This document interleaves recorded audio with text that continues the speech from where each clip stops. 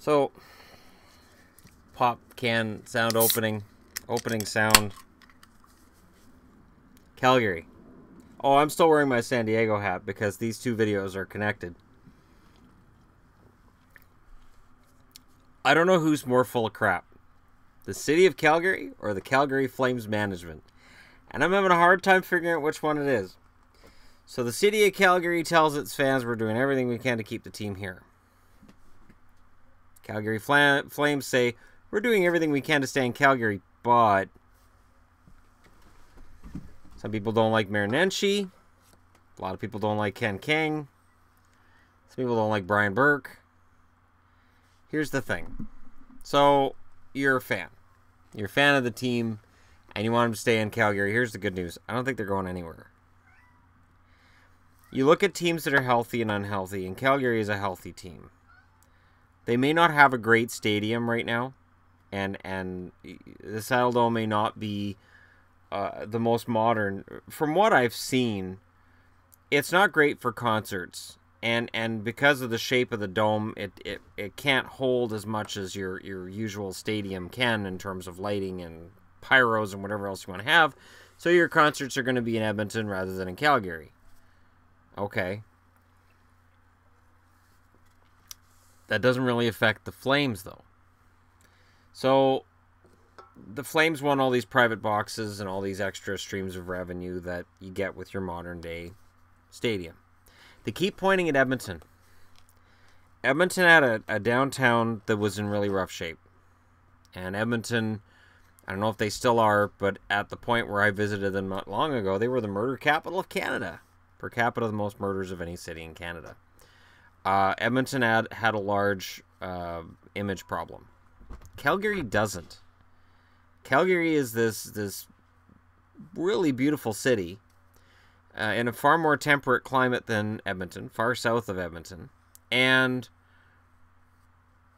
yes, their economy's been hit hard by the cutbacks in oil, but those jobs will come back. It's just a matter of when. And while Alberta's economy's been hit really hard, the Calgary Flames are still turning a profit. We know this because Forbes gives you an idea of how much money they're probably making, and the Calgary Flames won't tell you. That's the thing that really bugs me, is that when I've got a billionaire looking at me and going, I'm not making any money, and I say, can you prove it? And his answer is, you just got to take my word for it. I'm probably not taking his word for it. I'm not sure what the end game here is for Calgary. Because they're not saying, well, we're going to move right now. But this seems really, really important to them to get it dealt with now. Because the city's saying we're done, and the owners are saying, well, we're not negotiating anymore either. And to me, that sounds like they're going to start negotiating again. They're just posturing for the public. Today on Twitter, the Vegas Golden Knights were again owning Twitter, and they always own Twitter. You need to follow the Vegas Golden Knights on Twitter if you're not. And the Calgary Flames really messed up. They tweeted out that they had offered to pay $275 million of the cost of the building themselves. Congratulations, fans. Here you go. The tweet storm that followed was ugly. And it was a lot of people saying, why do we have to put in our tax money for the rest of it? And publishing what the owners of the Flames are worth and saying, look, these guys could pay for it themselves. If this building is going to give as much back as you say it's going to, then you'd pay for it yourself. The kicker is, I mean, the Flames want to be able to keep all the revenue streams for themselves too.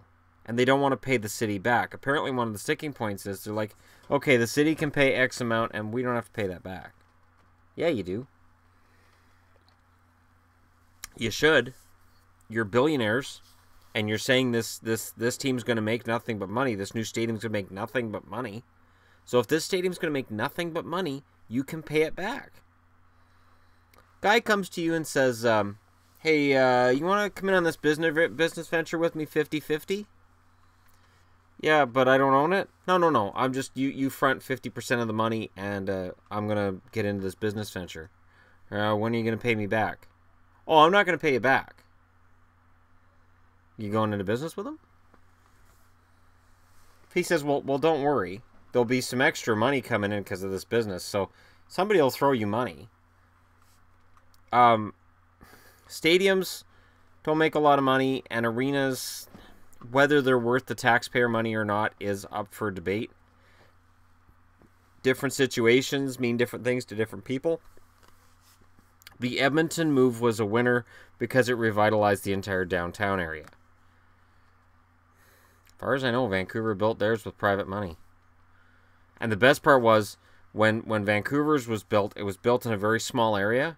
So when you go into Rogers in Vancouver, the seats are really vertical, and there's no bad seat in the house. You know, I was in the second to last row, and while I couldn't make out numbers very well, apparently, I could see what was going on. I didn't need the big screen to tell me what was going on. I could tell where the puck was. I could tell what the goalies were doing. I could tell what was going on the ice. It wasn't the same as... It didn't feel the same as when I went to Rexall years back to watch a concert, where everything seemed flatter and further back. So at Rogers, it's vertical. You're kind of over the ice. My point is, if Calgary's ownership was really, really, really bound and determined to make it work, they would find a piece of land somewhere, even if it's smaller, and make it happen. You can make it work. It baffles me that we're in this situation, because I don't think the city is being completely upfront, and I don't think the team is being completely upfront either, and they're both trying to win a PR war that they're both losing. And it's like, fans say, well, yeah, the mayor's being a jerk about this, and then Calgary comes out and says something else, and you go, you know what, no, the ownership of the Flames are the problem here. I mean, well, players are kind of stuck. It's not going to distract them now because there's no real active talk of moving. But, I mean, Bettman's in there, and I don't understand it because I don't hear him complaining about Carolina. And Carolina didn't draw flies last year. And I get it, you know, they weren't a great team and whatnot.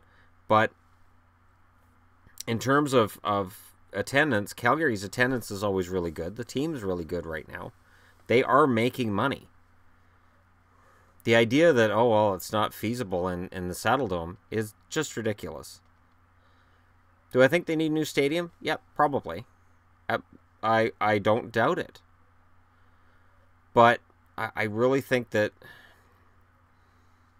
the proposals that are coming up are it just doesn't feel like there's any give on either side. Both sides are saying, all right, this is our line in the sand. Yeah, well, this is our line in the sand. All right, fine, be that way. I don't care. Do it then. You tell the fans what you tell them, we'll tell them what we tell them, and we'll just sit here and wait.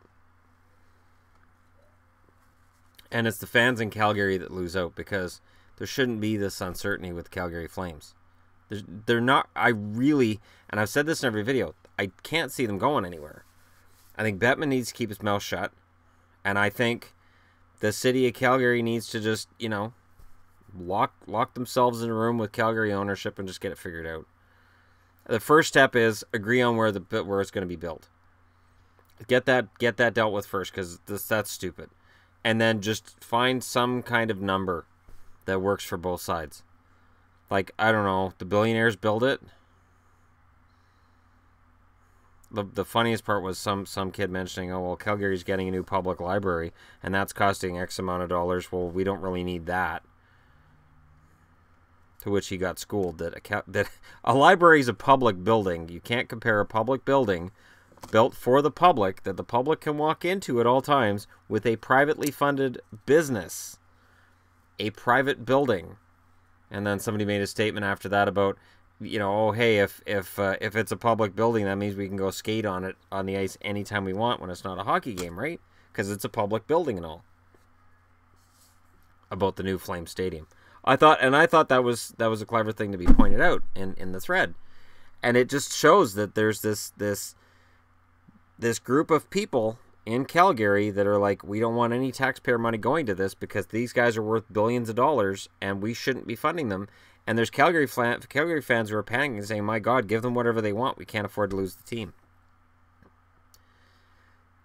And I really hope that that side of, oh God, give them whatever they want. We don't want to lose. The team doesn't win out. Because I can't see, I think it's 24 out of 31 owners. I think with the 31st team, I think it's 24. No, it would be 23 out of 30 because Calgary wouldn't be voting in this situation. It would be 23 out of 30 that have to vote for a team to move. So I can't see it happening.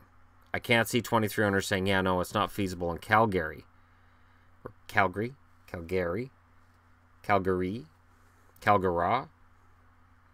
Anyways, I say Calgary. I just can't see owners saying it's not feasible. I can't see it. But it is this ongoing dilemma. And it is an absolute PR nightmare. And the Flames, it blew up in their faces today. Don't worry, though. I'm sure City Hall is going to say something that'll blow up in their face next week. Or tomorrow. As the Calgary Flames saga turns. Let me know what you guys think in the comment section below. Don't forget to hit like and subscribe if you're browsing your way through. And hey, if you're a Flames fan from a Canucks fan, your team's not moving. This is just ridiculous. Absolutely ridiculous that now they're using their Twitter account to throw propaganda out there. Like, look, well, we did this. Talk about the preseason. Talk about your Flames. Don't talk about the money. Don't do that. That's bad Twitter handling. If Vegas, the guy whoever's running their Twitter, go talk to the guy running the Calgary Twitter. Explain how to Twitter right. Thanks for watching. I'll talk to you again soon.